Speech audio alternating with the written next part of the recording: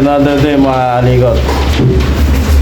Maglilipat tayo ng main supply 10mm XLR cable, armor cable. Ililipat natin dito sa main. Let's go. Ito nga pala mga kalikot, itong supply na to itong binabaklas ko na to ay isolator to mga kalikot. Dito nakakabit yung main supply galing sa building na dinesignate nila para sa shop na ito ang ginagawa namin. Ang wire pala na ito mga kalikot ay XLR cable, armored cable 10mm 4 core. Bawat isang wire, bali apat na wire ito nasa loob ng isang armored cable na to. Bawat isang wire na size niya ay 10mm. Meron siyang kulay na red, yellow, blue at black. Meron din tong grounding yellow-green na cable pero nakahiwalay, hindi siya nakasama dyan sa armored cable. Kailangan din ang grounding ito mga kalikot. So tanggalin natin ito mga kalikot para mailipad natin dito sa ating DV panel. Let's go. Sinisimulan ko na nga palang baklasin isa-isa ito mga kalikot, no? Pero nagurado tayo na walang supply ito.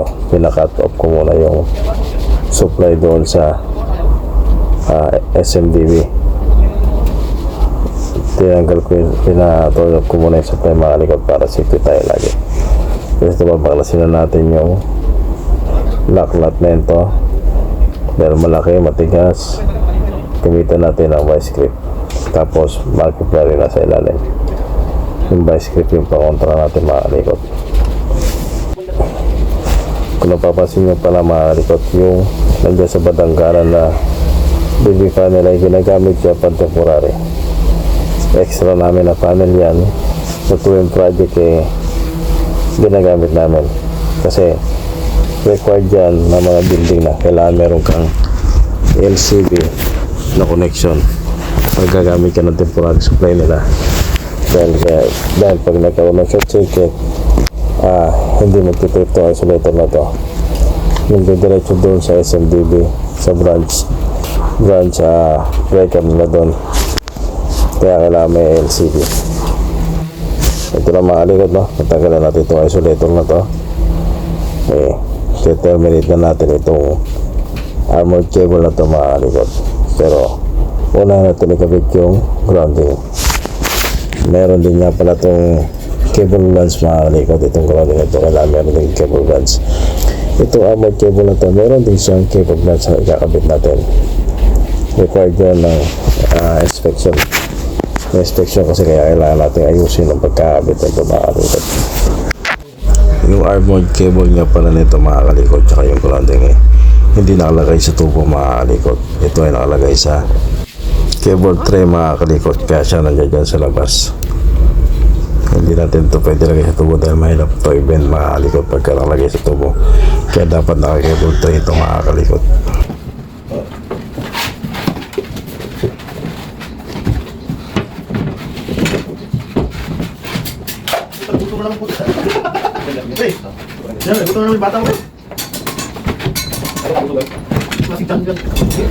So mga kalikot, no, dino-double check ko kung naka-off talaga yung line kasi sisimulan natin i-terminate yung XLR cable.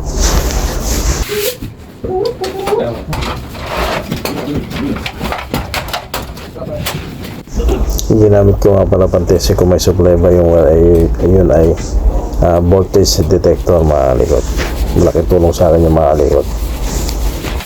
Malaking tulong yung mga kalikot sa lahat ng electrician. Kaya dapat lahat ng electrician na gaya ko ay merong gamit na voltage detector lagi mga kalikot.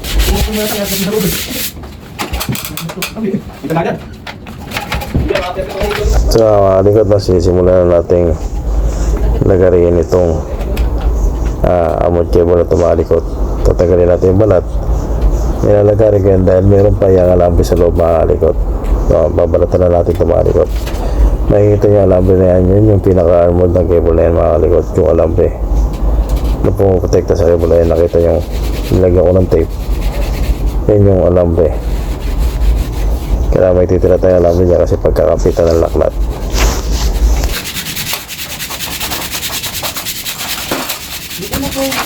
So mga kalikot, no, ginagabit ko na pala yung cable lens, no. Meron yung rubber na una yung nilalagay, tapos yung dalawang lock na merong trade, nakasalubong sila. Yung isang nut na may trade doon sa taas, kakapit sa taas, sa pinaka insulator niya. Tapos yung isa sa ilalim yan, kakapit naman yan doon sa alambre, pinaka stopper niya sa ilalim.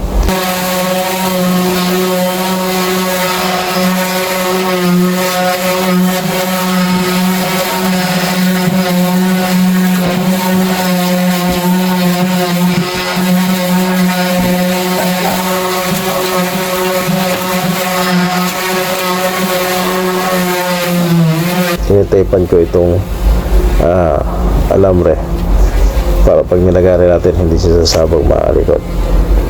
Hanggang doon na yung alambre na yun kasi mag-stop yan doon sa lock nut, yung pinaka-stopper niya, mga kalikot. Ito, mga kalikot, nung nilalagari natin yung alambre, pero dapat mag-ingat tayo, mga kalikot, sa paglagari nito na hindi tatagos doon sa wire. Nilalagari natin yung alambre na mismo, baligagatlaan lang natin yan para mamaya madali natin mabali. Hindi natin pwede tagos sa wire kasi delikado yung wire natin dyan, mga kalikot.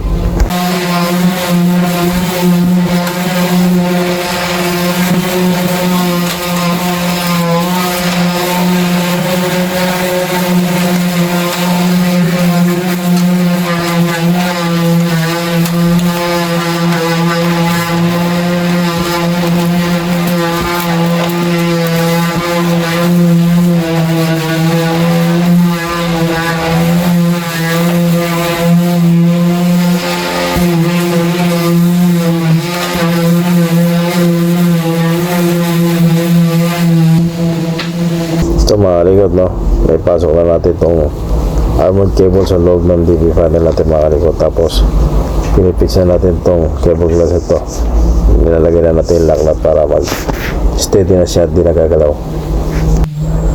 Kakabit na rin pala natin, mga kalikot, itong main in camera natin, mga kalikot.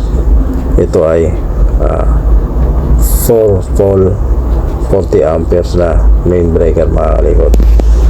Kaya 4 pole yan, mga kalikot eh.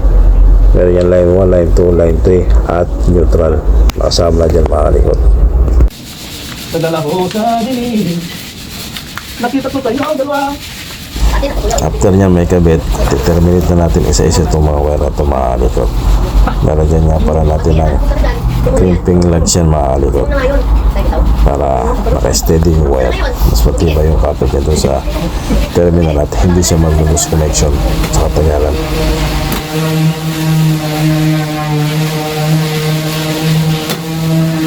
So mga kalikot, no, tinatanggal na pala natin yung last insulation nito, mga kalikot. Tapos lang pagbalat natin yan, wire na talaga makikita natin. So dahan-dahan tayo pag gamit tayo ng cutter blade yan, mga kalikot, para hindi natin masugatan yung mga wire, mga kalikot.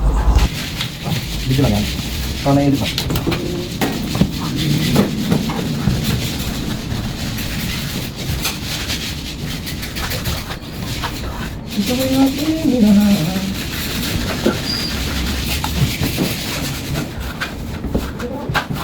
Terminate na natin, mga kalikot.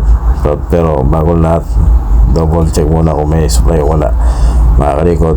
Lagi nyo tatandaan pag nagte-terminate tayo ng mga wire, mga kalikot, lagi natin isa-isip na lagi may supply yung ginagawa natin. Kaya huwag tayo mag-autobili, mag-double check kung may supply o wala, dahil buhay natin ang kasalanan nito, mga kalikot. Meron nag-aantay sa ating pamilya, kaya lagi tayo mag-iingat sa lahat ng trabaho natin, mga kalikot. Lagi may nag-aantay sa ating mga mahal natin sa buhay, mga kalikot. Kaya mag-iingat tayo lagi. Lagi natin tatandaan na nagtatrabaho tayo para umita ng pera, pero huwag nyong isasawalang bahala ng pag-iingat. Lagi tayo mag-iingat para sa pamilya natin, mga kalikot. Yeah, paggamit ko na ng room. Gamit ko na ng room. Gabi? Gabi, suyo ko na ako. Ha?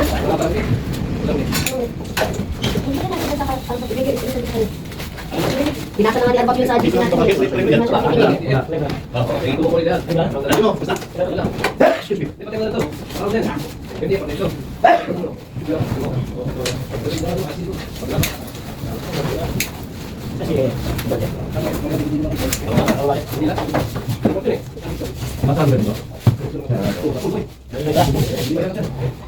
Manipis. Hindi lang video. Manipis na daan. Natapos na natin i-terminate mga likod hanggang sa susunod. Salamat.